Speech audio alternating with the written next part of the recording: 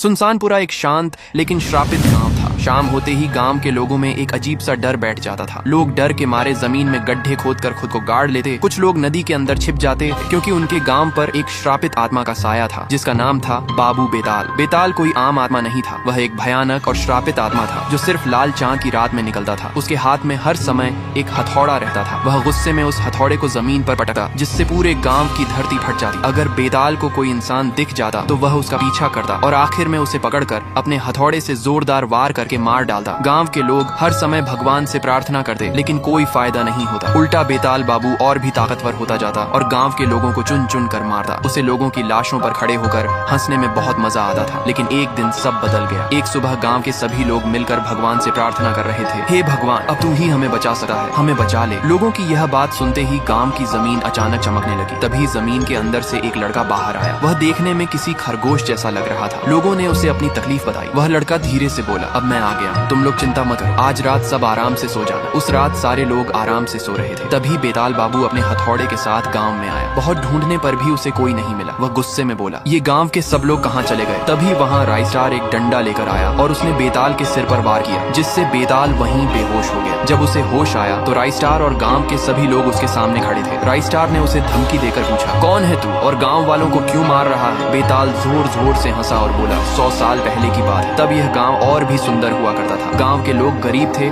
और भूख से मर रहे थे। वे रोज भगवान से प्रार्थना करते थे लेकिन कुछ ठीक नहीं होता था। ये सब देखकर मैंने सोचा, क्यों ना मैं ही इनकी मदद कर दूं। मैंने गांव के हर आदमी को खाना और पैसा दिया। सारे लोग खुश हो गए। लेकिन अगली सुबह मैंने देखा कि ये लोग मुझे धन्यवाद भी नहीं कह रहे। जिन लोगों की मैंने मदद की वही मुझे नजरअंदाज करने लगे। मुझे बहुत बुरा लगा। फिर एक रात जब चांद लाल था मैंने एक तांत्रिक विधि शुरू की। उस विधि में मैंने अपना सिर शैतान को चढ़ा दिया। मेरे मरते ही पूरा गांव श्रापित हो गया और मेरी आत्मा बेताल बन गई। तब से हर लाल चांद की रात मैं गांव में निकलता हूँ और अपने हथौड़े से गांव वालों को मारता हूँ। इससे मुझे बहुत सुकून मिलता है। राइस्टार उसकी बातें सुनकर हैरान रह गया। उसने गांव वालों से कहा, इसका सारा पैसा और सोना इसे वापस लौटा दो। गांव के सभी लोगों ने उसका सारा सोना वापस कर दिया। लेकिन बेताल अभी भी खुश नहीं था। उसने कहा, बात पैसों की नहीं है राइस्टार, बात इज्जत की है। इन्होंने मेरी बेइज्जती की है और इसकी सजा सिर्फ मौत है। यह कहकर बेताल गुस्से से लाल हो गया। उसकी देह और बड़ी हो गई और वह और भी ताकतवर बन गया। उसने अपना हथौड़ा निकाला और गांव वालों पर हमला करना शुरू कर दिया। गांव में खून की होली चलने लगी। लोग जान बचाकर भाग रहे थे और बेताल हंस रहा था। राइस्टार यह सब देखकर बहुत गुस्सा हुआ लेकिन बेताल ने उसे भी एक हथौड़े के वार में गिरा दिया। बेताल बोला, जिसे तुम अपना मसीहा समझ रहे थे वो भी जमीन पर गिर गया। गांव के सभी लोग रोते हुए ऊपर वाले से प्रार्थना करने लगे, हे ऊपर वाले, आज बचा ले, कल 100 नारियल चढ़ाएंगे। अचानक राइस्टार खड़ा हो गया। उसके अंदर भगवान की शक्ति आ गई। उसने अपने त्रिशूल से एक ही वार में बेताल को मार गिराया। इस कहानी से हमें सीख मिलती है, कभी किसी का एहसान नहीं भूलना।